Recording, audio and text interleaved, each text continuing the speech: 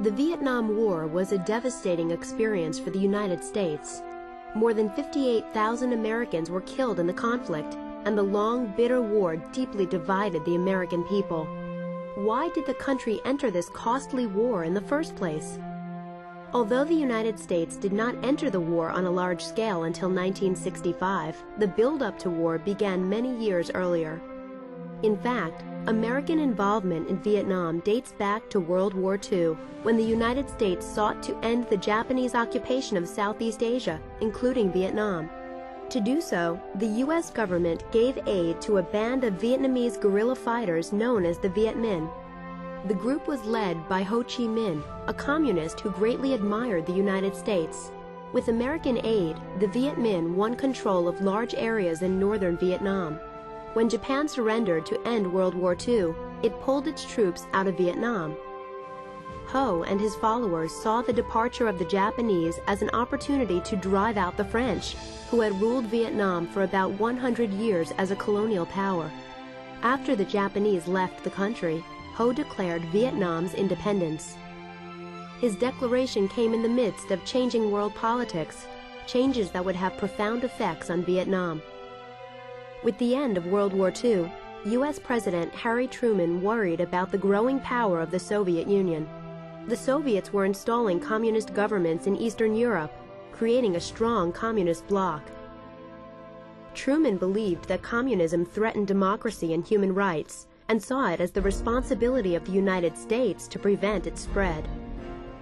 Truman viewed France, a democracy, as an ally in the struggle against communism. France, in turn, wanted to regain control of its colonies in Southeast Asia. That is why, when Ho Chi Minh asked the United States to help Vietnam, Truman never responded to his letters. Ho turned to fellow communists for support instead. Then, in 1949, Communist Mao Zedong took control of China. The change renewed American attention on Asia and increased American worries about communism in Vietnam. Back in Vietnam, France was busy fighting the Viet Minh to regain control of its former colony. Both China and the Soviet Union were supporting Ho's forces. To prevent Vietnam from falling into communist hands, the United States pledged economic and military support to the French. In 1953, Dwight D. Eisenhower became president. He and his advisors worried that if Vietnam turned communist, the rest of Southeast Asia would follow in turn. This idea, called the Domino Theory, would shape American actions in Vietnam for years to come. Then, in 1954, the French lost the vital battle of Dien Bien Phu. Weary of war, they prepared to withdraw from Vietnam. By international agreement, Vietnam was divided in half at the 17th parallel. Ho was allowed to control the northern half. Anti-communist forces held the southern half. The agreement also called for elections to be held so that Vietnam would be united under one leader. Ho was expected to win. But the United States had no desire for Vietnam to be unified under a communist leader. The elections never took place. The United States started providing economic and military aid to the South Vietnamese government, led by Ngo Dinh Diem. Diem was unpopular, however, and many in South Vietnam opposed his rule.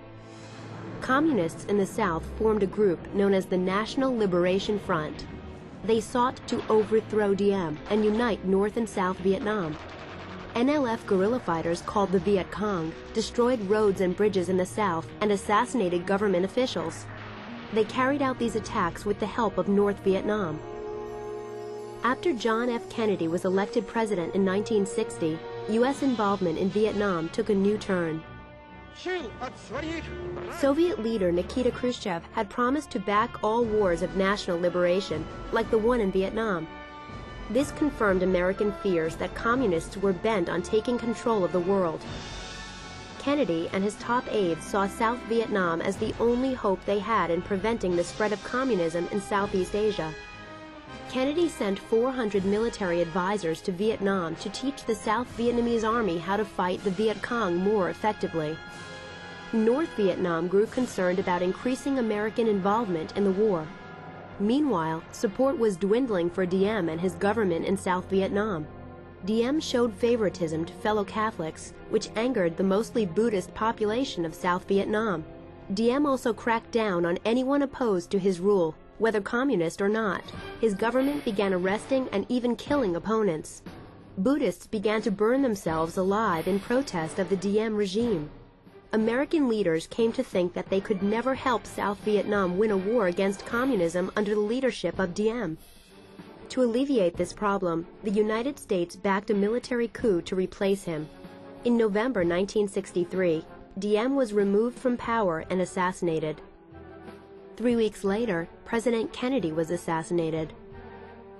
Vice President Lyndon B. Johnson was inaugurated as the new president. Johnson was a firm believer in the Domino Theory and did not want to be the president who let Southeast Asia fall to the communists. Johnson also thought that pulling out of Vietnam would destroy American credibility, since 2 prior presidents had pledged their devotion to a free South Vietnam.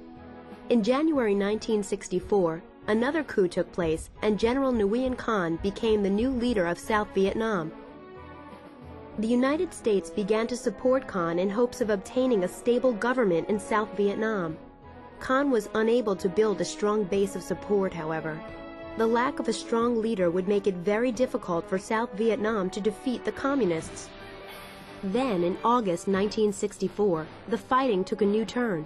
An American destroyer, the USS Maddox, was patrolling the Gulf of Tonkin off the coast of North Vietnam when North Vietnamese torpedo boats began to fire at it. 2 days later, the Maddox reported it was under attack again. The attacks infuriated President Johnson. He ordered airstrikes against North Vietnam in retaliation.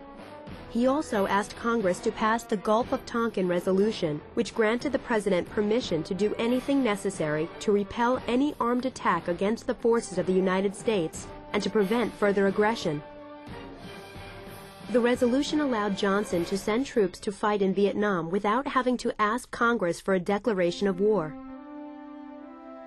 Johnson began developing a strategy for complete American involvement in the war. Meanwhile, the Viet Cong were making more attacks on American positions. In February 1965, the Viet Cong initiated an attack on Pleiku, an airbase north of Saigon, killing 8 Americans and wounding many more. The political situation was worsening in South Vietnam too. Thanh had been replaced, and a series of coups followed. Johnson's advisors urged him to mount a bombing campaign against North Vietnam to punish the North for its support of the Viet Cong and to rebuild morale in South Vietnam. Johnson agreed and ordered Operation Rolling Thunder, a continuous bombing campaign against North Vietnam. He hoped the intensive bombing would bring the North to peace talks. It did not work. While the bombing got underway, American military commanders warned that South Vietnam's army was on the verge of collapsing. Johnson sent more American troops into Vietnam. American soldiers also stepped out of their advisor roles to take on more active military operations.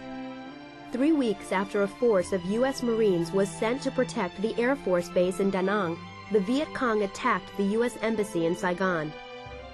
As attacks continued in the South, Johnson was forced to send more and more American troops. By the end of 1965, more than 180,000 troops were committed to Vietnam. The United States was now fully involved in the Vietnam War.